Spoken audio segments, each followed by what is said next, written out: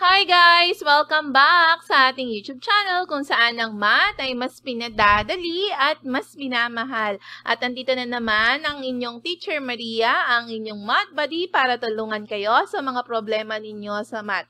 And for today's video, ito na ang pinaka-aantay-antay ninyong law of cosines, okay? Pero bago natin simulan ng video tutorial na ito, siguraduhin na muna mga anak ko, pindutin nyo na dyan ang like button. O sige na, huwag yung dislike ha. Okay? At syempre, kung bago ka pa lang sa aming YouTube channel, pindutin mo na rin dyan ang subscribe button. At i-hit mo na rin ang notification bell para lagi kang maging updated sa mga videos na i-upload ko. Okay na? Na-like, na-subscribe at na-hit na rin ang notification bell?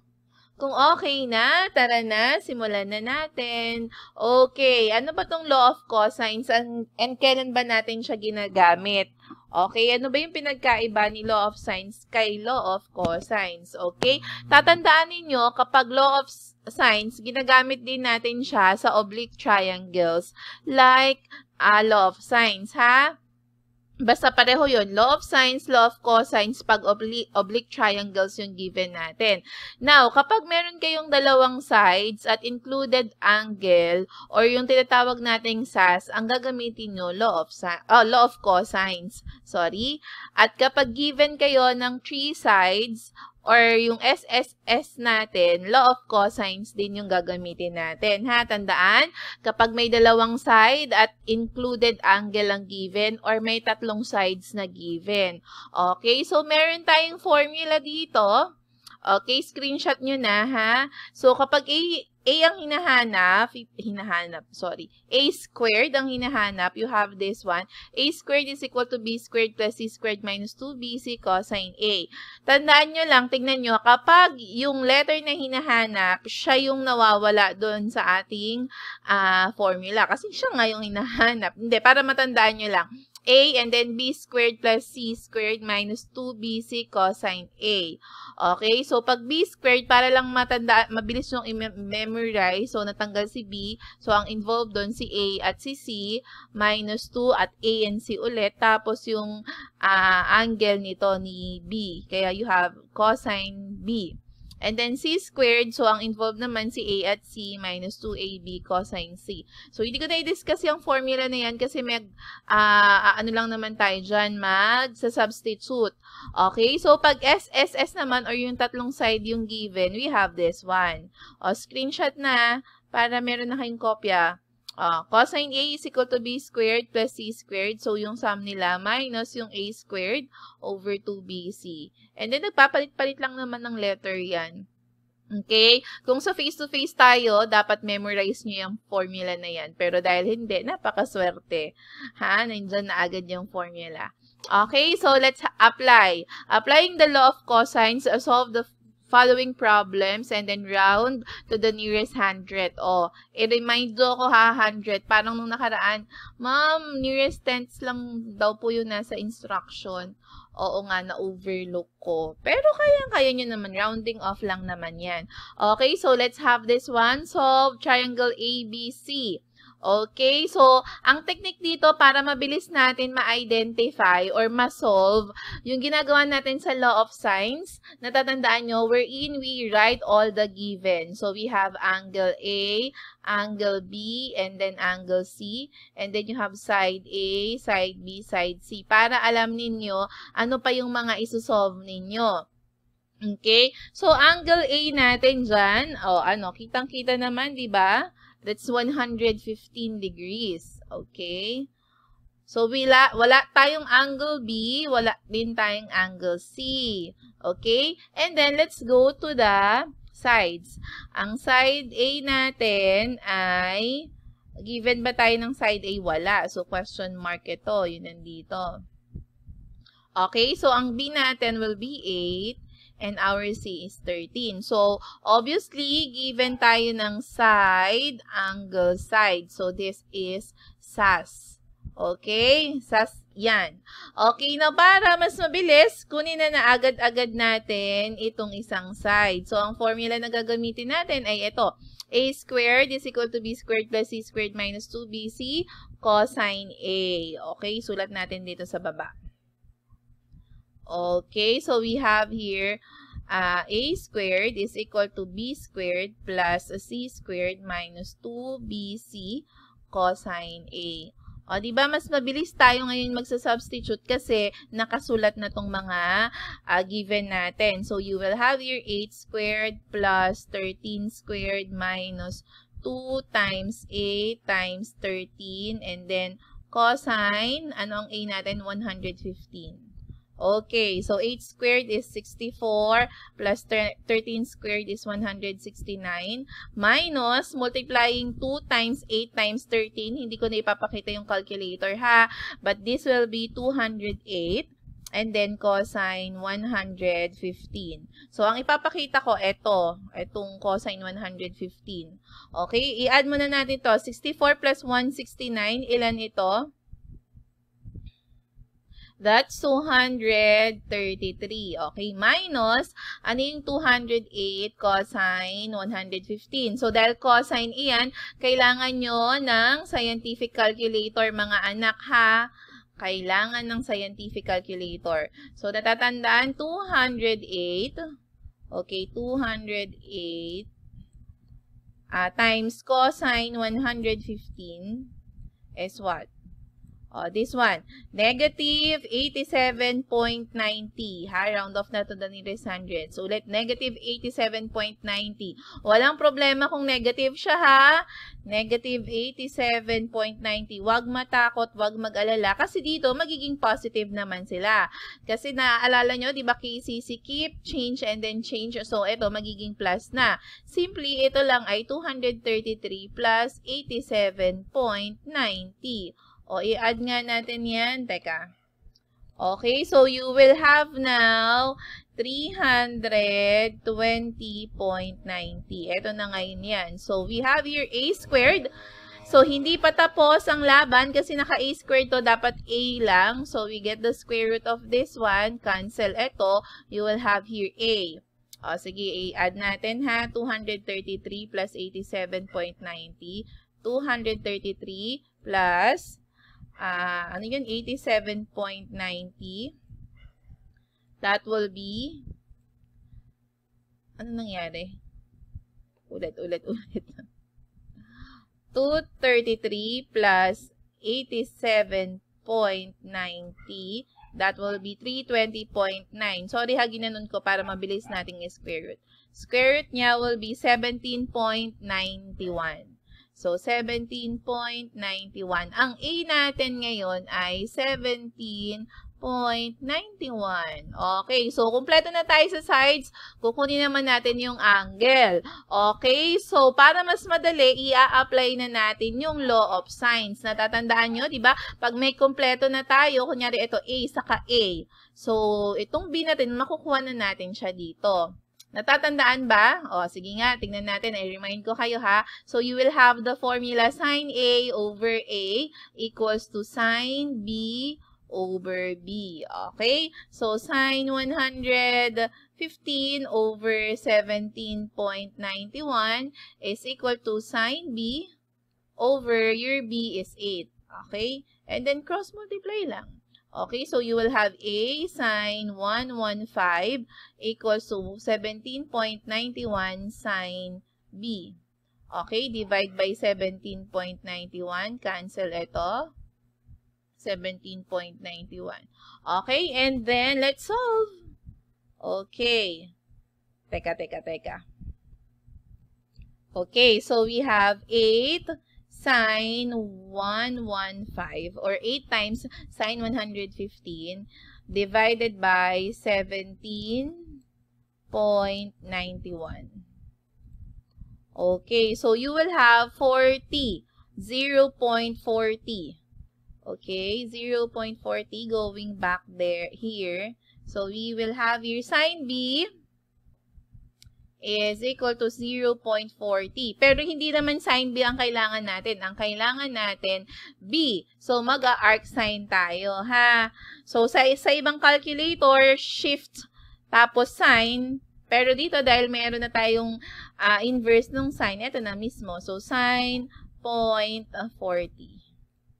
Okay, and that will be 23.58. Okay, so 23.58. Asan ka? Ito. You will have here 23.58. Ito na ngayon yung B. Okay, ito yung A. O, lagay natin dito yung si 23.58. Asan yan? Ito. 23.58. Ngayon, paano natin makukuha si C? O, lagay na natin dito ha. Angle C is just simply 180 and then minus, yung minus sign. 180 minus 115 plus 23.58. I-add natin sila. Ito, saka natin i-minus kay 180. So, what is 115 minus, plus 23.58? 115 plus 23.58, that will be 138.58. 138.58. And then, i-minus natin to get the other angle. So, 180, okay, minus 138.58, and that is 41.42. Okay, so you have 41.42 degrees. Okay, yan na. Tapos na. Okay, ganun lang kadali i-solve yung number 1. Okay, medyo mahaba pero kayang-kaya ha. Let's have number 2. Solve triangle ABC if C is 38 and A is 52 and B is 67. So, obviously, ito ay, SAS pa rin, di ba? You have the side, and included angle. So, isulat muna natin si angle A, angle B, angle C, side A, side B, side C. Ito yung pinakamadaling paraan na simulan ito, ha?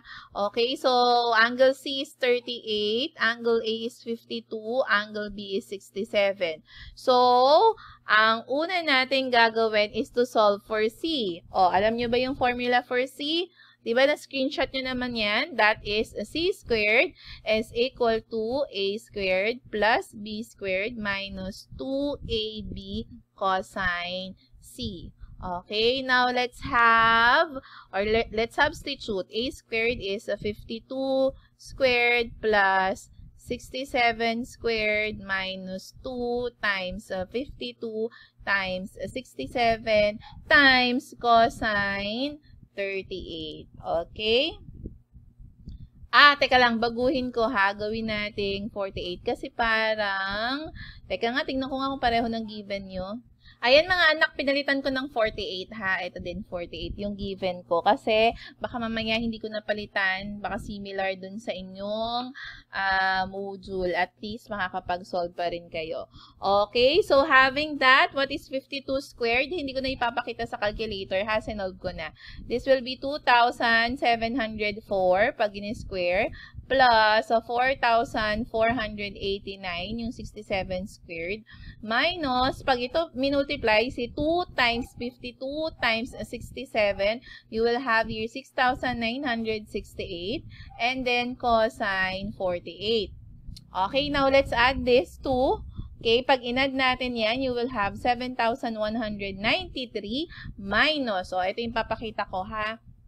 Let's have this one. Cosine, 6,968 cosine 48. Okay, so, saan ang ating calculator? Ayan. Okay, so you will have 6,968. Anong nangyari?